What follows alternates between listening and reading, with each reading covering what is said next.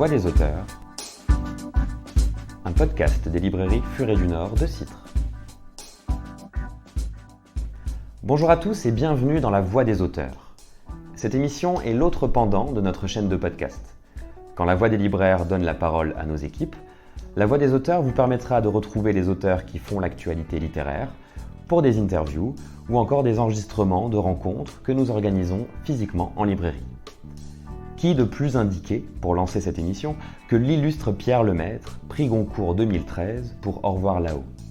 Après sa fresque sur l'entre-deux-guerres, il nous embarque dans une aventure jubilatoire entre la guerre d'Indochine et le début des 30 Glorieuses, avec Le Grand Monde, publié fin janvier chez Calman-Lévy. Quand on lui propose de s'asseoir, il préfère rester debout pour être bien sûr d'être vu et entendu, même au fond de la salle. Il s'empare du micro, investit la scène, tel un stand-upper littéraire, tout en humour et en générosité.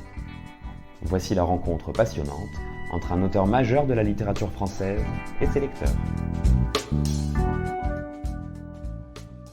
Que la soirée commence.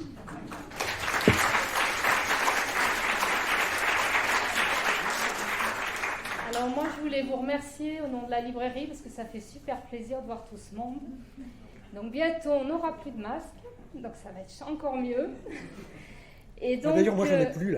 Ouais. Et donc on est très très heureux de recevoir Pierre Lemaitre pour la sortie donc de son dernier roman Le Grand Monde, paru chez Calman-Lévy. Et donc, tu sais, c'est un micro, ça se oui. met.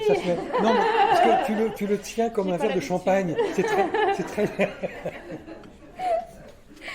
Donc Pierre Lemaitre, je vous le présente pas, vous le connaissez, prix Goncourt, écrivain scénariste, prix Goncourt en 2013 pour Au revoir là-haut. Il y a eu un César aussi pour le film, pour l'adaptation de cette œuvre en 2018. On vous connaît aussi pour les romans policiers, bien sûr, Alex, etc. Cadre Noir, alors j'ai appris quelque chose, que Cadre Noir avait été adapté... Malheureusement. Bon, est-ce que je dis quand même comment ça a été adapté, le nom? Mal, ça s'appelle Dérapage. Mais bon, voilà. Donc après, pour revenir à ce qui nous intéresse ce soir, Le Grand Monde, je vous préviens tout de suite, on ne va pas pouvoir vous dire grand-chose.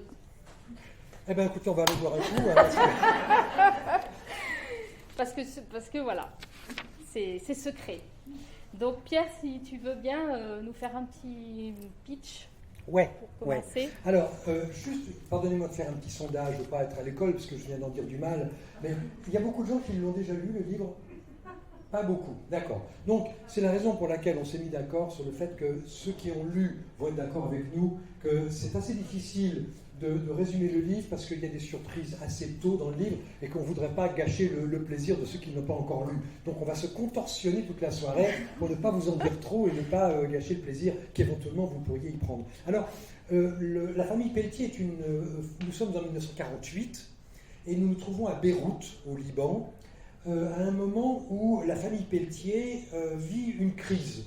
Cette famille comporte donc les parents, Louis et Angèle, et 4 enfants, 3 garçons et une fille arrivés un peu tardivement. Et ce moment de crise, c'est le moment que connaissent toutes les familles, le moment où tous les enfants, lorsque l'écart d'âge n'est pas très élevé, où tous les enfants en quelques années vont partir et quitter le domicile familial et se jeter dans le grand monde, c'est-à-dire le grand monde des adultes. À cette époque-là, en 1948, Beyrouth est une ville extrêmement francophone et francophile. Et donc, les enfants là-bas subissent beaucoup ce que j'appellerais le syndrome de Châteauroux, c'est-à-dire qu'on peut monter à Paris, quoi.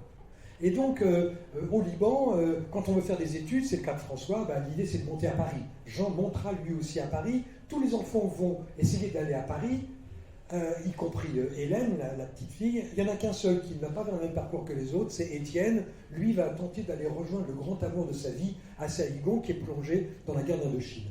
Donc, l'histoire du livre, c'est l'histoire d'une famille. En 1948, l'histoire va durer quelques mois. Le roman lui-même, un gros livre, 500 et quelques pages. Mais c'est un roman qui se passe dans un laps de temps relativement court, en quelques mois. Et on va assister à 2 mouvements. C'est l'éparpillement des enfants aux grandes dames des parents. Tous les enfants vont partir.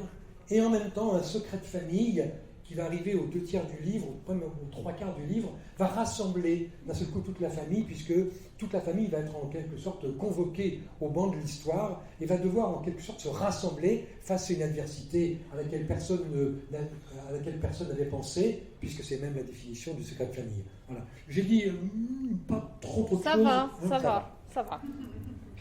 Alors, la première question, je crois que tu y as répondu. Pourquoi ce titre, Le Grand Monde? Bon, voilà. On a dit, c'est Alors, bon. non, on peut simplement rajouter que c'est un titre à deux entrées. C'est le grand monde, c'est-à-dire le grand monde dans lequel les enfants vont tenter de se jeter. Et puis c'est aussi le nom d'un établissement très étonnant qui se tenait à Saïgon, là où Étienne va se trouver. C'était un établissement qui n'avait aucun équivalent dans le monde.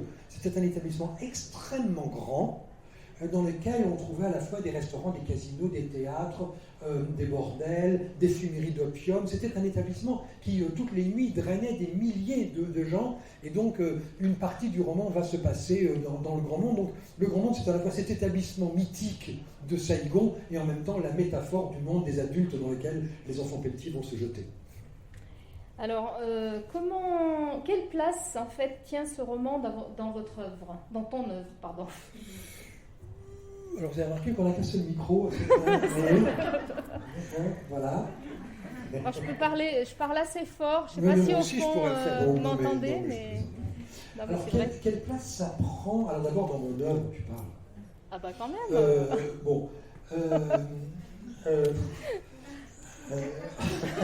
Ah bon, question suivante. Non, pas question suivante. Non, mais ça m'embarrasse. Mon œuvre, quoi, tu vois, j'écris des bouquins. Bah ouais. J'écris des livres. Bon, alors, quelle place ça prend? Alors, quand même, j'écris peut-être pas une œuvre, mais enfin, j'ai un projet. Voilà. Et ce projet, c'est de feuilleter le XXe siècle. Alors, ce XXe siècle, il est très particulier. C'est un siècle qui, numériquement, comme tous les siècles, devrait compter 100 ans, mais qui n'en compte que 70. C'est très étonnant. Pour les historiens, le XXe siècle commence réellement à la guerre de 14 et se termine globalement à la fin de la guerre froide, en 1989, à la chute du mur de Berlin. Ils estiment que les années d'avant Première Guerre mondiale appartiennent plutôt à la fin du XIXe siècle, et qu'à partir de 89, on rentre dans une ère de la modernité, et que ces années 90 à 2000 appartiennent déjà sociologiquement, politiquement, intellectuellement, culturellement au XXIe siècle. Donc ce siècle est très court, il a 70 ans. Donc j'ai entrepris de le feuilleter à partir de 1920, Au revoir là-haut, 1930, Couleur de l'incendie, 1940, Miroir de Nopel, 1948, 1950, avec Le Grand Monde, et puis ensuite 52, 59, 65, etc. Et je m'arrêterai logiquement aux années 80, 85. Donc normalement, il y a une dizaine de livres. Je suis au milieu du guet, puisque celui-ci est le 4e et que je viens de boucler le 5e. Donc voilà, je suis à mi-chemin, je danse quand même encore sur un pied. J'espère poser l'autre dans les années qui viennent. Et donc, pourquoi avoir choisi cette période? Du coup, c'est par... oui, en fait, c'est idiot comme question. Question suivante. Question suivante. Bon. Alors, comment utilises-tu l'histoire avec un grand H dans tes romans? Alors, j'ai des rapports très contradictoires avec l'histoire. Je comprends bien, comme ça, elle a l'air d'être perdue dans ces questions. C'est assez malin parce que la question de l'histoire est une question pour moi compliquée. Et tu touches quelque chose qui est très juste. Mes rapports avec l'histoire sont compliqués parce que j'ai une grande admiration pour les historiens et beaucoup de respect pour la discipline historique. Je trouve que c'est une discipline qui nous aide à comprendre d'où nous venons, ce que nous faisons là, et d'une certaine manière, ce qui nous aide à comprendre ce que nous devons essayer de faire. C'est une des disciplines des sciences humaines qui tentent d'expliquer le monde à partir du passé. Mais en même temps, je suis un peu embarrassé parce que je ne suis pas un historien, je suis un romancier. Et moi, mon boulot, c'est de raconter des histoires. Mon métier, c'est de raconter des histoires. Et que quand on raconte des histoires, on ne raconte pas l'histoire. Et que la précision, le détail historique sont des choses qui ne m'intéressent pas. Alors vous allez trouver dans mes livres pas plein parce que j'ai un bon éditeur qui fait attention et qui me signale les erreurs. Oh, vous allez quand même trouver des trucs. Généralement, dans une assemblée comme celle-là, il y a toujours quelqu'un. Qui a repéré un détail qui m'a échappé. Alors généralement, c'est un homme de 57 ans qui se trouve à peu près là. Ne le prenez pas mal, monsieur. Ben, il se trouve là, il se lève à un moment et puis il dit Monsieur, ils vont se voir comme ça, hein. Ce sont des gens véhéments. Hein. Les historiens amateurs sont terrifiants. Hein. Donc quelqu'un de véhément qui dit Monsieur, la Juva 4 que vous mettez en 1948 n'a été construite que fin 1949. Et alors là, il part généralement dans un délire économico, véhiculo-mécanique auquel je ne comprends rien. Et franchement, je ne peux rien faire à la fin que de dire écoutez, je m'en fous. Je m'en fous parce que non, mais en même temps, j'ai du respect pour les gens qui voient les erreurs et je ne les fais pas exprès. Et d'ailleurs, quand on me signale une erreur, tiens, je vais t'en signaler une qui est très drôle là, dans ce livre-là, je la corrige, vous voyez, dans l'édition de poche ou dans les éditions suivantes, parce que je ne fais pas des erreurs exprès. Mais disons que mon attention ne se porte pas sur le détail historique, parce qu'au fond, le détail historique, sauf quand il s'agit d'un anachronisme criant, c'est pas très grave, le lecteur passe dessus. Bon. Mais moi, par contre, ce qui m'intéresse, c'est la vérité historique. C'est le sens de l'histoire. Et ça, c'est important parce que, je réponds là vraiment au cœur de la question que tu poses, c'est qu'on ne peut pas s'affranchir du sens de l'histoire. C'est-à-dire, si j'étais romancier et que je disais, écoutez-moi, l'histoire, je m'en fiche complètement, j'écris des livres, puis j'ai toute liberté, je pourrais demain, en toute liberté, écrire un livre dans lequel je dirais l'Holocauste n'a jamais existé. Ce qui serait inconciliable avec ce que je suis. Donc ça veut dire qu'il y a bien quelque part une frontière, et selon moi, c'est une frontière qui est morale. Ce n'est pas une frontière intellectuelle, ce n'est pas une frontière culturelle, c'est une frontière morale. Il y a un moment où vous devez être responsable de ce que vous dites. Alors je vais prendre, si tu me permets, un exemple du détail de la question de la vérité. Je commence par la question de la vérité. Ce roman, Au revoir là-haut, je pense ce que je pense à ce que je vais dire après. Le Grand Monde est un roman qui se passe pendant la guerre d'Indochine. Ce n'est pas un roman sur la guerre d'Indochine. La guerre d'Indochine va être le fond de décor de l'aventure de Étienne, l'un des 4 protagonistes de la famille Pelletier. Mettez-vous dans la situation d'un garçon ou d'une fille de 17-18 ans qui tombe sur ce livre-là. Il a envie de lire, c'est une histoire qui l'intéresse, il va lire au premier degré du texte une histoire, et imaginons, c'est pas absurde, que la seule chose qu'il sache de la guerre d'Indochine, c'est ce qu'il a lu là-dedans. Vous voyez la responsabilité que j'ai. Si la Juva 4, je me suis trompé, c'est pas grave. Il apprendra un jour que la Juva 4 de 48, c'est 49. On s'en fout. Hein, c'est pas important. Bon. Mais par contre, si je l'ai amené à croire à un contresens total vis-à-vis de l'histoire, là par contre, moralement, je commets une mauvaise action. Donc, si vous voulez, le détail, je m'en fiche, mais par contre, le sens de l'histoire, ça m'importe. Dans ce livre-là, ça m'est arrivé. Il y a une dame qui m'a écrit très, très gentiment pour me dire, voilà, monsieur le maître, j'ai beaucoup aimé votre livre, mais alors, Hélène, dans une brasserie, quand elle mange avec son père, elle commande un magret de canard et c'est pas possible. Ah. Je sais pas, comment pas manger un magret de canard, Hélène. Et alors, elle me fait un petit mot très gentil pour m'expliquer que le magret de canard a été inventé par 2 cuisiniers beaucoup plus tard, une dizaine d'années plus tard, et qu'il y a même une bataille entre ces 2 cuisiniers, chacun revendiquant la première recette du magret de canard. Et alors, elle a un petit mot très très gentil. Alors, je vais faire un petit mot pour dire, écoutez madame, j'ai adoré votre truc, donc ce qu'on va faire, si vous voulez, dites-moi qu'est-ce qu'elle mange. Et dans le livre de poche, je vais mettre votre nom pour vous remercier, et puis je vais changer de menu. Et donc j'attends sa réponse. Alors non, j'ai reçu ça juste avant de venir ici. Elle m'a écrit, on me dit voilà, je pense qu'elle pourrait. Alors je crois qu'elle m'a conseillé. On est resté dans le canard. On s'en fout. Je sais que ça ne m'intéresse pas beaucoup, mais moi ça m'a intéressé. Nous pouvons la manger un confit de canard. Parce qu'elle me dit confit de canard en 48 c'est possible. Donc, je vais changer de magret, ça va être un confit, et j'ai remercié cette dame, parce que c'est amusant, et puis que je trouve qu'elle a raison de me le faire remarquer, elle le fait aussi avec beaucoup de gentillesse. Mais encore une fois, le sens de l'histoire et le détail, c'est pas la même chose. Ah, oui. Quand tu écris tes romans, donc qui se passent dans d'autres, là dans ce cas-là, dans d'autres pays, est-ce que tu vas, par exemple, est-ce que tu es allé à Saïgon ? Alors, je déteste les voyages. Je déteste ça. Je déteste les voyages. Il y a deux trucs que je déteste, c'est la musique et les voyages. Alors, les voyages en musique, autant vous le dire, c'est pas moi qui vais aller à Bayreuth, vous voyez, c'est bon. Donc, non, j'aime pas les voyages.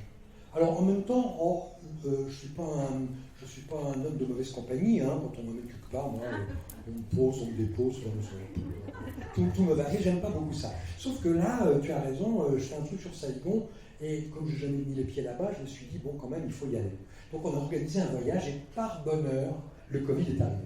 Et donc là, interdiction de partir. Et voilà. Et je ne peux pas y aller. J'avais le sourire. Hein. Bon. Pas à cause du Covid, hein, qui était un drame, mais à cause de ce voyage. Et donc, je me suis dit, qu'est-ce que je vais faire? Sur le coup, je ne vous cache pas quand même que je ne me sentais pas trop d'attaque d'écrire un truc sur Beyrouth. Bon, Beyrouth, j'y avais été quand j'étais jeune, mais ça me suffisait. J'avais vu 2-3 cartes postales, ça allait. Mais je me suis dit, quand même, c'est un autre climat, c'est un autre monde. Et puis, je me suis rappelé que Jules Verne, il n'a jamais foutu les pieds dans l'Oural. Hein, avec Michel Strogoff, il part, il a écrit ça dans son bureau dans le 14e arrondissement. Donc, je me suis dit, oh, je vais y arriver. Quoi. Donc, en fait, j'ai lu des livres, j'ai pris des notes sur ce que je lisais. Alors, j'ai lu des trucs très mauvais. Hein. Oh là là, j'ai lu un type qui s'appelle Jean Hougron. Ça dit quelque chose à quelqu'un ici? Personne ne le connaît. Bah, vous avez de la chance. Hein.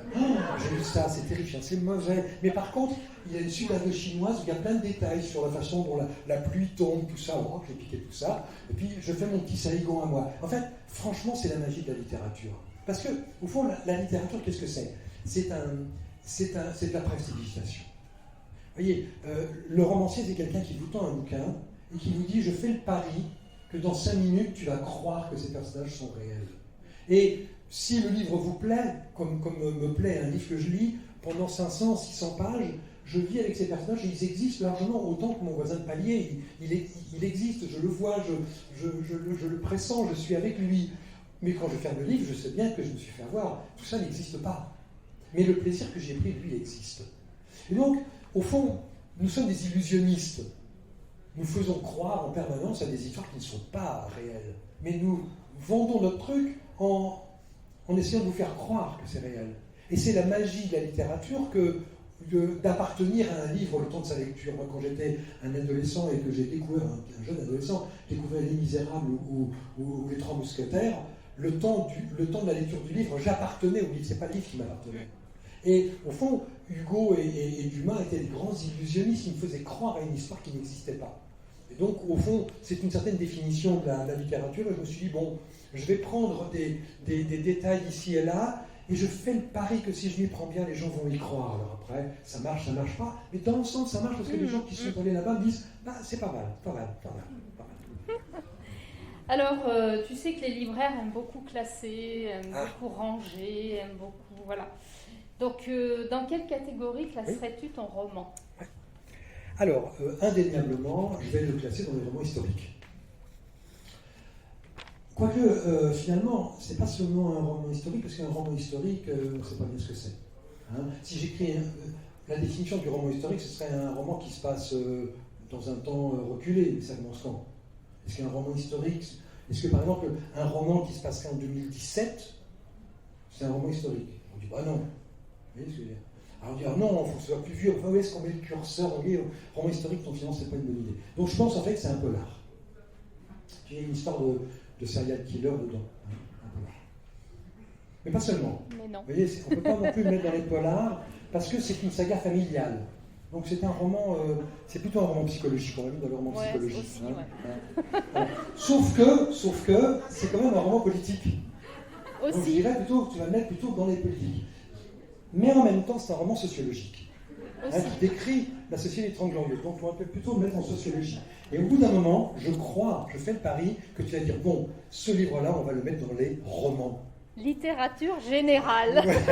Ouais, non, alors je plaisante à peine, pardonnez-moi ce petit sketch un peu ridicule, mais c'est une certaine conception de mon travail que d'essayer de faire un livre qui serait en même temps un petit peu tout ça, qui serait en même temps un roman historique, mais aussi un roman familial, qui serait une saga, et qui serait aussi un témoin d'une époque, sociologiquement, politiquement, socialement. Je suis un homme assez engagé, donc on voit quelle est ma référence, et on peut la contester. On peut fermer le livre en étant en désaccord avec moi.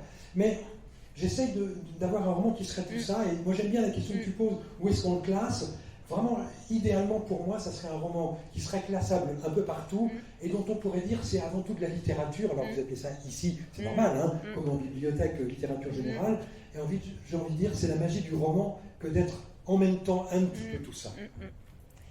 Alors pour rebondir là-dessus, donc on a de nombreux thèmes qui sont abordés dans le roman, et je voudrais en retenir deux qui m'ont paru très importants. D'abord le journalisme, donc, dont il est question, et la famille. C'est vraiment les deux, à mon avis, les deux pivots. Donc si tu pouvais nous parler déjà de l'importance du journalisme. Oui. Alors c'est intéressant la question que tu poses, parce que j'ai réfléchi, je cherchais un personnage qui pourrait être le témoin de l'époque. Et en fait, je suis tombé sur un personnage collectif qui s'appelle le journal France-Soir. Seuls les plus anciens d'entre nous savent encore qui est ce qu'était ce journal. Et pour les autres, je le situe rapidement, c'était un grand quotidien qui est né directement dans l'après-guerre, en 1946, et qui a été le grand quotidien de référence des Trente Glorieuses. Et c'est très curieux parce que j'étais content d'avoir trouvé ce personnage, parce que la courbe de ce journal, sa naissance, son acmé, il vendait 1 million d'exemplaires par jour. 1 million d'exemplaires. Et puis sa chute, dans les années 70-75, épouse, au fond, la courbe économique de cette période. Et au fond, elle est une sorte de témoin, parce que c'est exactement comme ça que va se passer la vie des Français. La vie va être difficile dans les années d'après-guerre, et puis ces 30 glorieuses vont être le grand moment où le capitalisme va rendre heureux la grande majorité des gens. Comme toujours, il y a des gens qui sont laissés pour compte, c'est les années où l'abbé Pierre va gueuler en disant qu'il n'y a pas assez de logements sociaux, etc. Tout ne va pas bien pour tout le monde, mais quand même, globalement, pour tout le monde, peut-être pas, mais pour le plus grand nombre, certainement, ça va assez bien. C'est quand même, je m'adresse là à ceux qui sont parents ici, c'est quand même, essayez de mesurer un petit peu ce que ça veut dire, la dernière période où on était certain, quand on était parents, que nos enfants auraient une meilleure vie que nous. Heureux temps, hein, on n'y est pas, on n'y est plus aujourd'hui, c'est clair. Donc c'est une période tout à fait extraordinaire, et France-Soir illustre ça. Et ça m'intéressait parce que quand j'ai feuilleté France-Soir en librairie, j'ai compris à quel point ce journal était une trouvaille absolument géniale.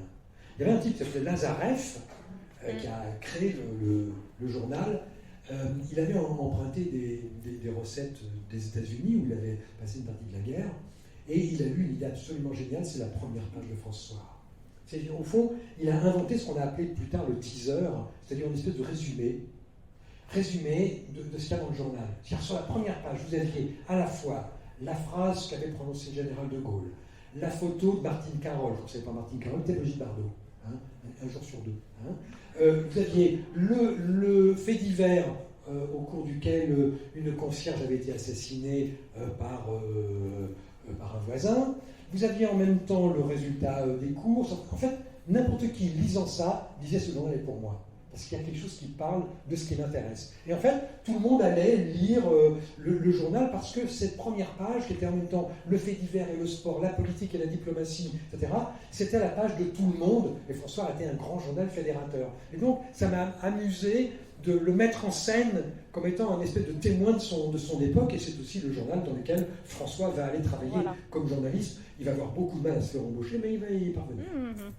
Et le deuxième thème, c'est la famille. Alors la famille. Secret de famille. Alors, ouais, secret de famille. Bon. Secret de famille. Alors, ouais. Écoutez, la famille, c'est la première instance qui nous rend dingue. Après, c'est l'école, puis après, c'est l'entreprise. La première famille, la première structure qui nous plonge dans la névrose, c'est la famille. La famille, c'est un truc qui... Enfin, quand on me parle de famille dysfonctionnelle, j'ai envie de dire, mais quelle famille ne l'est pas, quoi? Quelle famille ne l'est pas? Vous avez connu ma mère. Non, mais je dis ça, paix à son âme. Mais toutes les familles sont dysfonctionnelles. Parce que c'est très difficile de faire famille. Nos intérêts ne sont pas les mêmes, parce que notre génération n'est pas la même. Les enfants sont toujours le résultat de la névrose de leurs parents. Et donc, c'est le premier creuset de ce que nous allons être. Et c'est le creuset de nos névroses. Encore une fois, la névrose n'est pas une maladie. Il faut nous expliquer qu'il y avait, la plupart d'entre nous, on est ce qu'il appelait des névrosés normaux. Un névrosé normal, c'est vous, c'est moi. On n'est pas plus malade que le voisin. Mais on a tous connu la famille qui, à la fois, a la vertu de nous fabriquer, a la vertu de nous aider à grandir, et qui, en même temps, nous impose ses schémas, nous lance ses injonctions. C'est un lieu très paradoxal. Et donc, je comprenais bien, moi, la fascination que les romanciers ont eue pour les sagas familiales. Ça va des Thibault au Rougon-Macquart, ça va des Buddenbrook. On a dans l'histoire de la littérature un grand nombre de sagas familiales, et on comprend bien, quand on analyse ce que c'est que la famille, la richesse romanesque que ça représente, pourquoi ça a fasciné autant d'écrivains. Moi, jusqu'à présent, je ne m'y étais pas trop colté parce que j'avais l'impression de ne pas avoir la maturité littéraire pour le faire. Et puis là, je me suis dit qu'au bout d'un moment, j'allais finir par mourir avant d'avoir la maturité. Donc je me suis dit, il est temps quand même de se lancer. Donc voilà, j'ai fait une grande monde. Donc on va parler maintenant des personnages. Donc comment naissent-ils dans ton roman? Comment ils apparaissent? Si je savais, je te le dirais pas. Non mais je sais pas. Je sais pas. C'est pas parce que vous pensez à une idée de roman, vous ne savez pas si vous êtes en train de réfléchir à l'intrigue ou au personnage, vous savez bien qu'il n'y aura pas de bonne intrigue si elle n'est pas portée par des bons personnages. Mais un personnage à qui il n'arrive rien n'est pas un bon personnage. Donc en fait, il y a une espèce d'aller-retour permanent entre l'intrigue et le personnage. Il faut que les deux s'emboîtent parfaitement. Alors, du coup, on ne sait pas par quoi on commence. En fait, on avance dans le type de roman que j'écris. Encore une fois, j'écris des romans d'aventure. Donc, dans ce type de roman, je sais que c'est un label il n'y a pas beaucoup de gens qui le revendiquent, celui-là, mais moi, ça me va très bien. Littérature populaire, roman d'aventure, ça me va très bien. Et dans ce type de littérature, on n'a pas de bons personnages sans une bonne intrigue. On n'a pas une bonne intrigue sans un arrière-fond social, historique ou politique. Et on n'a rien de ça si ça n'est pas incarné par des personnages auxquels les lecteurs vont peut-être pas s'identifier, mais auxquels ils vont s'attacher. J'ai l'habitude de dire, c'est une expression un peu rapide, mais j'ai l'habitude de dire les romanciers sont des fabricants d'émotions. Notre boulot, c'est ça. Je parlais tout à l'heure de l'histoire et je disais que l'histoire est la discipline historique est un moyen d'expliquer le monde. On explique le monde en regardant ce qui s'est passé et en analysant ce qui s'est passé pour essayer de comprendre de quelle manière, quelle généalogie nous a conduit aux événements d'aujourd'hui. Ça, c'est pour l'histoire. Mais d'autres disciplines tentent d'expliquer le monde. Les mathématiques tentent d'expliquer le monde avec des équations, la sociologie avec des enquêtes, avec des pourcentages. Mais quel est l'outil de la littérature? Quel est l'outil de la littérature? Le seul outil de la littérature, c'est l'émotion. C'est parce qu'un roman va vous toucher, positivement ou négativement. Vous détestez le personnage, vous l'aimez, peu importe. Mais à partir du moment où ça va vous faire quelque chose d'émotionnel, vous allez rentrer dans l'histoire, vous allez comprendre cette histoire, et d'une certaine manière, vous allez comprendre le point de vue que l'on vous propose, quitte, en fermant le livre, encore une fois, à dire « je ne partage pas ce point de vue ». Mais au fond, la littérature est une machine à décrypter le réel. Et l'outil dont la littérature se sert, c'est les émotions, positives ou négatives, que les histoires vont réussir à faire naître dans l'esprit ou le cœur des lecteurs et des lectrices. Et ça n'est jamais porté par une intrigue, c'est toujours porté par des personnages. Et j'ai lu il n'y a pas très longtemps un roman dont tout le monde dit beaucoup de bien, je m'ai tombé les mains, moi, et je me demandais, mais pourquoi tout le monde adore ça et pas moi? Et en fait, l'idée que j'ai, c'est un très bon roman, c'est pas parce que je n'ai pas aimé ce roman que le roman n'est pas bon. On peut très bien ne pas aimer un excellent roman, et on peut même, à la limite, adorer un roman dont on se dit qu'il n'est pas formidable, mais on l'aime quand même. Oui, il faut essayer d'être honnête avec soi-même. C'est un très très bon roman. Mais en fait, ce qui m'a fait souffrir, c'est que je n'y retrouve pas ce que j'aime dans la littérature, c'est-à-dire des personnages auxquels je vais m'attacher. On me raconte des choses vues de l'extérieur. Les personnages existent, mais de manière presque théorique. Et en fait, quand je l'ai fermé, j'ai dit ouais, il t'a plu? J'ai dit non, pas trop, c'est parce que ça m'a rien fait. Et le livre est vraiment bien, c'est une bonne histoire, mais ça ne m'a pas créé d'émotion. Et moi, mon idée, c'est que le personnage doit être créateur d'émotion, et donc l'intrigue, le fond social, de quoi va parler le livre au-delà de l'intrigue, et les personnages, tout ça fait un tout, et pour te dire par quel bout je le prends, franchement, je ne saurais pas le faire. Oui, mais tu es quand même obligé de les créer au départ pour les... Puis en plus, quand il y en a beaucoup, comment tu arrives à ne pas te perdre? Ah ben moi je me perds, hein. J'arrive pas. Ben non, parce que tu touches là autre chose. Il ne s'agit plus là de la genèse du personnage, comment il naît, c'est comment gérer les personnages. Alors ça c'était mon problème dans la saga familiale, là, c'est que vous avez des personnages individuels, François, Hélène, Jean, Étienne, les enfants, Angèle et Louis, les parents, puis des personnages secondaires qui vont graviter autour. Donc, chacun de ces personnages doit avoir une destinée. Vous me suivez? Donc, j'ai déjà un couple, puis 4 enfants, ça fait 5 destinées. Donc, vous avez déjà dans la piscine 5 couloirs de nage. Okay? Donc, vous comprenez tout de suite le problème. C'est que, mon problème, c'est que je fais plonger le premier personnage, je vais essayer d'intéresser le lecteur à ce personnage, et 4 autres, ils attendent dans les starting blocks. Sauf que quand ils ont tous dans la piscine, je ne sais plus où j'en suis. Et le personnage le perd. Parce que je me suis intéressé à celui du couloir numéro 1, mais j'ai perdu celui du couloir numéro 5, et le lecteur dit, mais alors, Hélène, qu'est-ce qui lui arrive là? Pourquoi il a coupé le truc? On est passé sur Jean, et quand je reviens sur Hélène, on dit, bah oui, d'accord, mais enfin, Jean, on l'a laissé en route. Enfin, c'est un truc, c'est ingérable. C'est ingérable. Donc, vous faites appel, au fond, au seul critère, à mon avis, qui n'est absolument pas objectif, hein, mais le seul critère qui vous reste, c'est le plaisir que vous y prenez. Je fais le pari. Garcia Marquez disait ça hein, dans une masterclass, il disait « Je fais le pari que quand je m'emmerde, le lecteur va s'emmerder aussi ». Et je trouve que c'est une phrase profonde. Hein. C'est qu'il n'a pas d'autre baromètre. À quel moment vous allez estimer que, bon voilà, il faut maintenant passer à l'autre personnage, parce qu'il n'y a qu'un moment, c'est de dire « Là, ça devient un peu long, quoi ».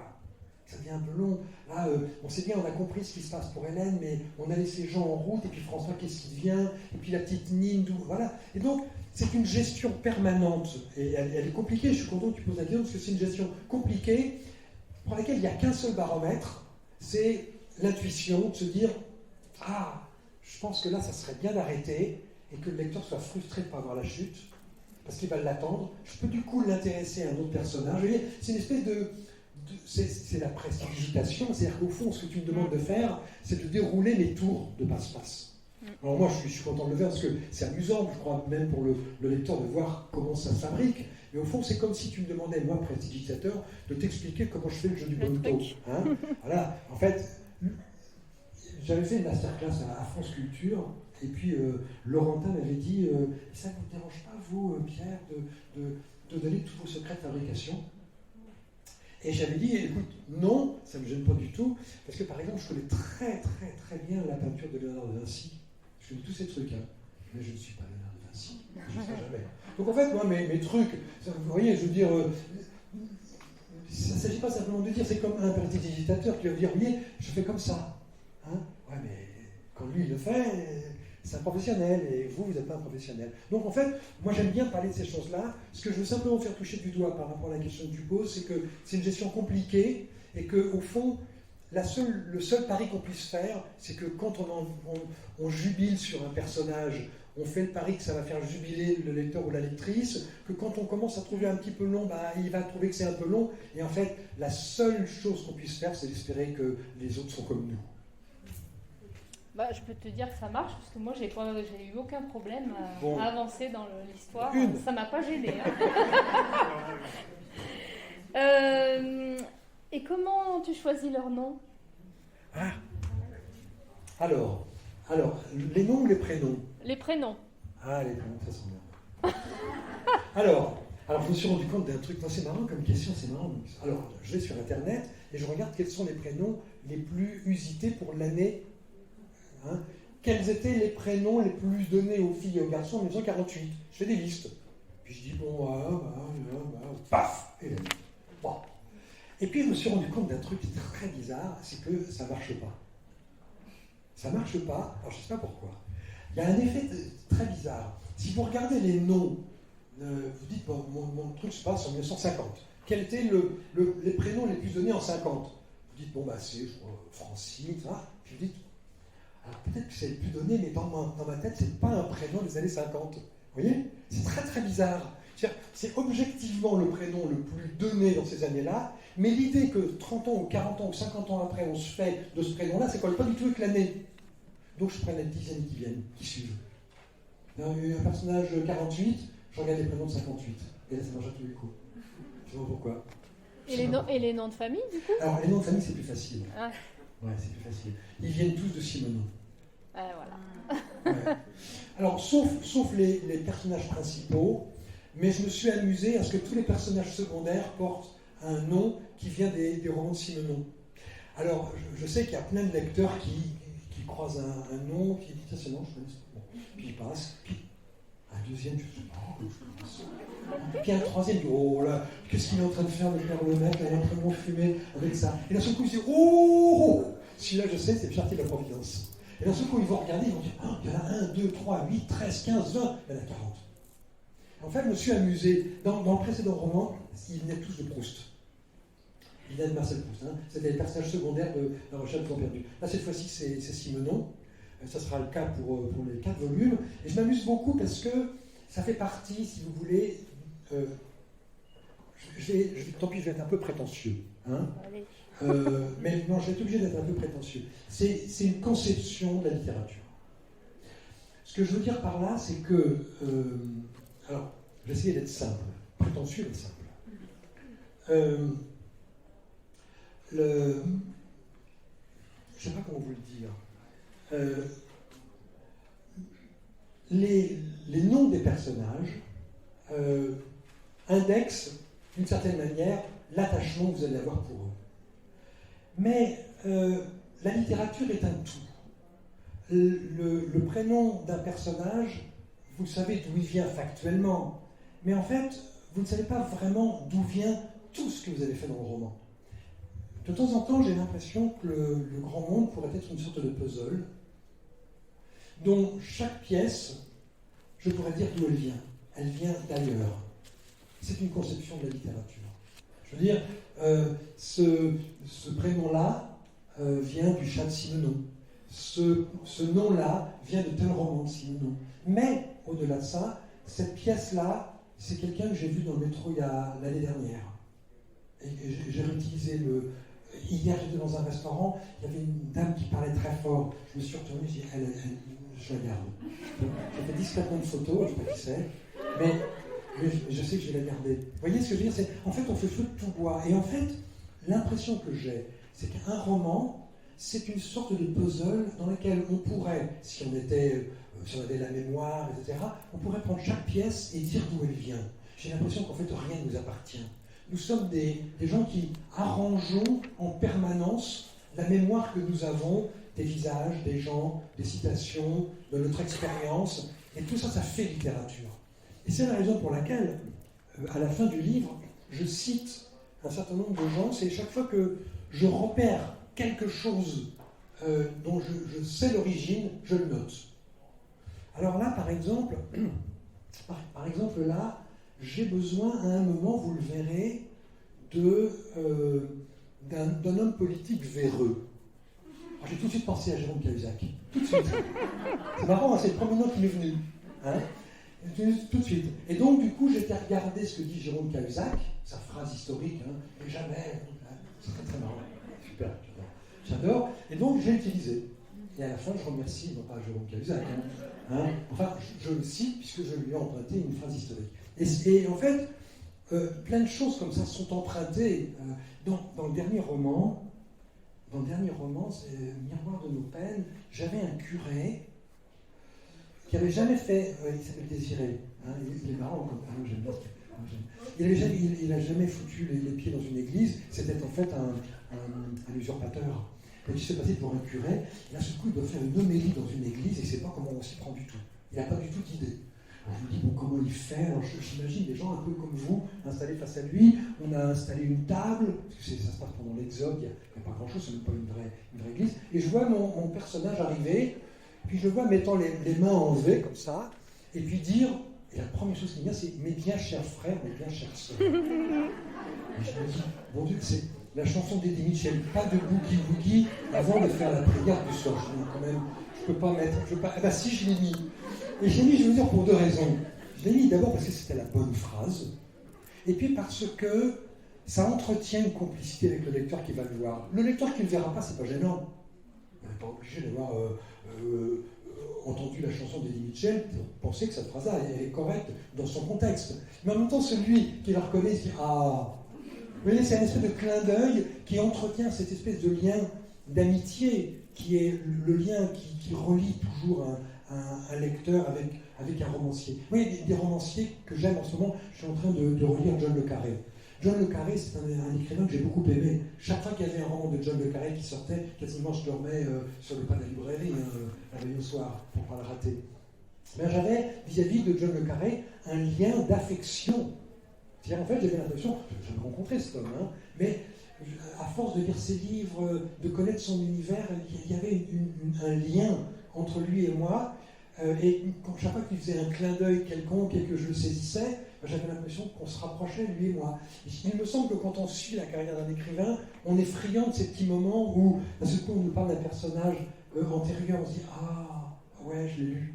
Et ces moments-là sont des moments à la fois de littérature et de fraternité. Et ça, c'est, encore une fois, pardonnez-moi d'être un peu long sur ça, mais c'est une conception de la manière dont j'envisage la relation entre un lecteur et un auteur. Ça s'appelle la littérature. Alors, il nous reste 5 minutes. C'est vrai. On est bavard, hein. Moi. Donc, je voulais juste te demander, quand tu écris des romans policiers, est-ce que c'est la même chose que quand tu écris un roman de littérature générale, on va dire?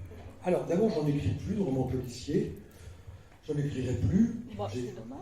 Non, j'ai plus le goût à ça, et puis j'ai plus le temps, parce que j'ai encore... oui, il y a de quoi faire. Ouais. J'ai un projet, j'ai une somme romanesque à mener, j'espère, à son extrémité.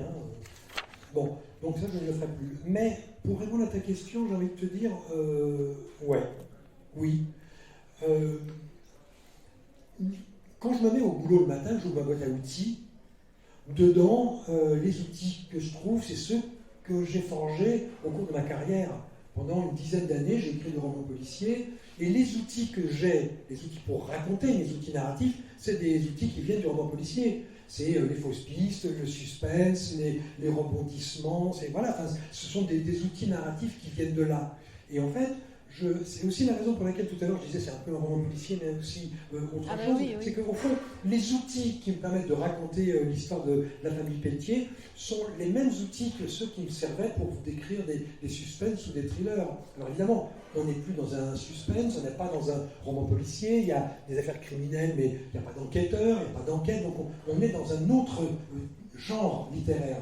Mais sur le plan de la technique narrative, c'est-à-dire comment je m'y prends pour raconter une histoire, j'ai envie de dire, je fais ce que je sais faire quand j'ouvre ma boîte à outils, j'utilise les outils dont je dispose, je ne vais pas les chercher ailleurs. Et donc, d'une certaine manière, je vais te dire, oui, je fais la même chose avec ces romans-là qu'avec le reste, je crois. Et donc... On fait l'enquêture du coup. Non. On n'a pas le temps. Sinon, moi je veux bien, mais non. on n'a plus le temps, c'est ça. Donc, du coup... on n'a plus le temps. On n'a plus le temps. C'est fini. Bon, voilà. Est-ce qu'il y a quand même quelques questions des personnes qui voudraient poser Monsieur. des questions? Ah, c'est vous.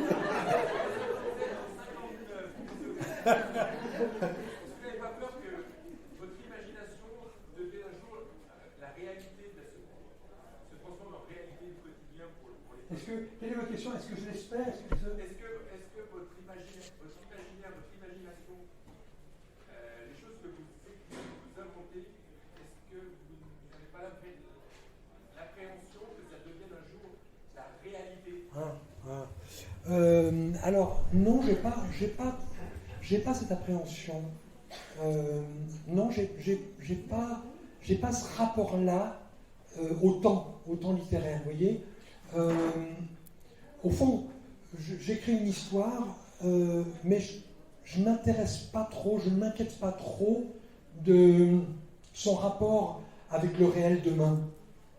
Ce qui m'intéresse, c'est le rapport au réel au moment où le lecteur saisit le livre. Vous voyez ? Or, moi, j'écris pour mes contemporains. J'essaye d'être un intermédiaire loyal entre l'histoire que je raconte et la façon dont je vois le monde. Mais je n'ai pas trop la crainte que ce qu'il y a... toutes les histoires ont été racontées. Donc je n'ai pas cette crainte-là parce que l'histoire que je raconte, elle a déjà été racontée. Ce que je veux dire, c'est que ça fait 20 000 ans que l'homme se raconte des histoires. Ça fait 20 000 ans que pour comprendre le monde, l'homme fabrique des fictions pendant un long moment, quand il n'y avait pas d'explication scientifique, on pensait que c'était les dieux qui se mettaient en colère et qui faisaient les tempêtes ou les volcans. On trouvait une explication par la fiction de ce qu'on ne pouvait pas expliquer scientifiquement. Donc en fait, j'ai l'impression, moi, que depuis le temps, comme le nombre de passions humaines est assez restreint, les passions humaines sont restreintes. Il y en a une poignée. L'amour, la passion, l'emprise, l'envie, la jalousie, vous voyez, tout ça, ça fait un petit creuset. Ça fait 20 000 ans qu'on raconte des histoires sur une dizaine de thèmes. Toutes les histoires ont été racontées. Donc moi, mon inquiétude, c'est pas tellement est-ce que ce que je raconte va devenir réel, c'est de me demander si par hasard, quand même, il n'y aurait pas un livre pas si ancien que ça, que sans le vouloir, je suis en train de copier. Ça, c'est mon inquiétude. Monsieur ? Vous avez votre 57 ans, donc j'ai lu Le Miroir de l'Automne et j'ai vu un petit, juste une petite remarque, je ne parle pas du vacances ni du mauvais canard, mais c'est pas désiré, mais vous avez un des protagonistes qui monte en voiture et qui dit « En voiture, Simone ». Oui, Simone, c'est... Je sais, parce que Simone... Alors, je vais vous montrer quand même que je suis un homme sympa. C'était lui. Normalement, vous auriez dû vous mettre là-bas. Je suis désolé, monsieur, vous n'êtes pas à votre place. Normalement, vous devriez être là-bas. Bon. Alors, peut-être vous avez raison. En fait, Simone a été la première femme qui a eu le permis de conduire. Vous savez ça, hein ? Voilà. En fait, la première femme qui a eu un permis de conduire s'appelait Simone. Et donc, l'expression est née de dire « en voiture Simone ». Donc, ça date... Mais alors, ça date de quelle année, ça, monsieur ? Ah, monsieur, maintenant, monsieur donne des leçons, mais maintenant...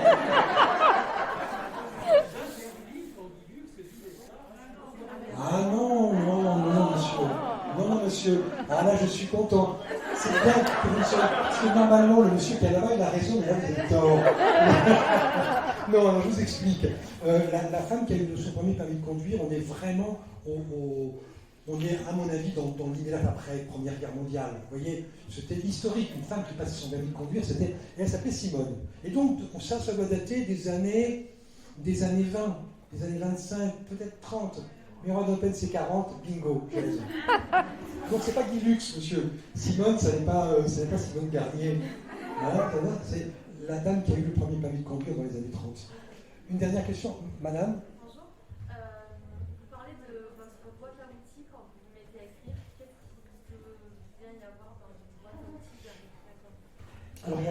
Alors c'est très technique. C'est très technique. Pour ceux qui n'ont pas entendu, parce que je n'ai pas la chance devant le micro, qu'est-ce qu'il y a dans la boîte à outils d'un romancier, hein ? Alors, il y a beaucoup de techniques. Parce que je ne peux pas répondre dans le détail et faire l'inventaire de ma boîte à outils, si vous voulez. Mais je comprends très bien votre question et ça me permet juste d'apporter une petite précision qui, à mon avis, est utile. Quand je parle de mon métier, je ne me fais pas beaucoup rêver. Parce qu'on a l'impression de discuter avec un cordonnier ou un horloger. Les gens, vous savez, les lecteurs, imaginent l'inspiration. Moi, je crois beaucoup à la transpiration. C'est du boulot. Ça ne veut pas dire qu'on n'aime pas notre métier. Moi, je suis passionné par mon métier. Je me mets le matin au travail avec un solide appétit et une envie de continuer mon histoire. Et je vis 18 mois avec une histoire. Il faut aider ces personnages pour les supporter 18 mois, tous les jours, 6 heures par jour, 7 jours par semaine. Vous voyez ? Ce qui fait que tout le monde n'est pas capable d'aller au bout d'un roman, même mauvais, parce que c'est beaucoup de temps. Alors, il faut passer du temps avec les personnages, et au fond, les moments où vous êtes inspiré, pour faire court, reprenons ce mot, genre vous avez une bonne idée, hein, en fait, ça pèse pas lourd dans la journée. Ça pèse pas lourd. Vous voyez, tout à l'heure, j'ai une bonne idée. Là, j'étais dans la chambre d'hôtel, j'ai une idée, j'ai noté un truc, j'ai noté une bonne idée, j'ai gagné ma journée. Hein. Mais si j'étais à la maison en train de travailler, je passerais 6 heures à corriger les autres pages. Parce que, avant tout, faire un roman, c'est beaucoup, beaucoup de technique. On n'arrête pas d'écrire, de réécrire, de réécrire, de corriger, de recommencer. Le premier chapitre d'un de mes romans, généralement, j'en fais une douzaine, une quinzaine de versions, 15 versions du premier chapitre.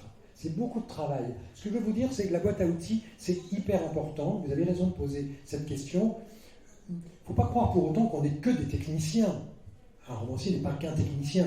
Je n'écrirai pas, je crois, de romans auxquels on pourrait s'attacher si j'étais purement technique. Mais ce que je veux vous souligner à l'occasion de votre question, c'est le fait qu'il y a une part, bien sûr, d'inspiration, d'imagination, etc. C'est une part, mais quand même, elle est infime par rapport au temps énorme que l'on consacre à se dire, mais bon Dieu, cette phrase, pourquoi elle n'est pas bien cadencée, quoi? Et qu'est-ce qu'elle doit dire, Hélène?